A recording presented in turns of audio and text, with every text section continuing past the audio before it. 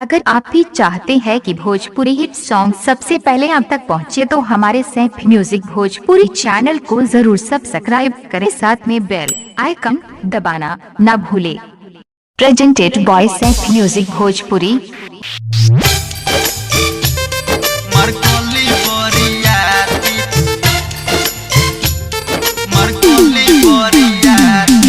Music by Mukesh चकिया।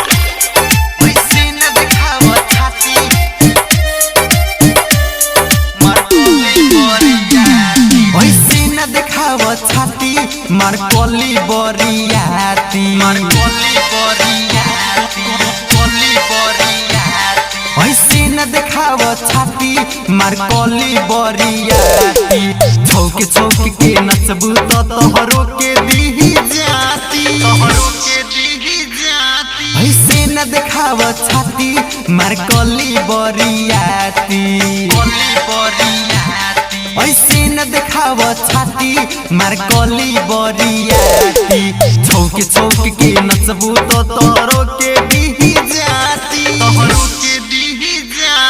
ऐसे न देखाव छाती मरकोली बोरियाती। ऐसे न देखाव छाती मरकोली बोरियाती। Presented by Saif music Bhojpuri.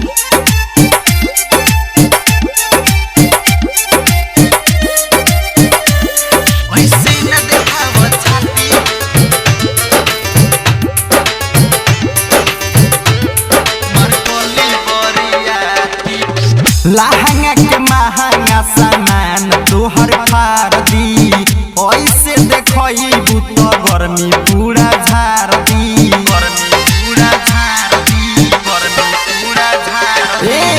Lehenga के महंगा सामान तोहर फाड़ दी, ऐसे देखबू जवानी तोहर झाड़ दी। आइल बाड़ू वही टोली चलबू का तू गोली, आइल बाड़ू वही टोली चलबू का तू गोली। चढ़ के कौनो दीही है तोर निमुआ दुनु दाबी, ऐसे न देखाव छाती मरकोली बोरियाती। छौक छौक के नचबू तो तोहरो के दीही जाती, ऐसे न देखाव छाती मरकोली बोरियाती।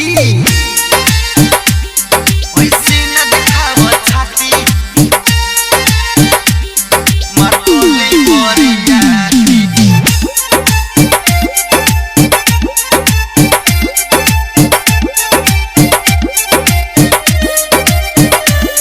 ऐसे न देखाव छाती presented by Saif music Bhojpuri. समझत बतिया गोलुआ मनीष के, भाग जाई कौनो जुबान तोहर मीस के।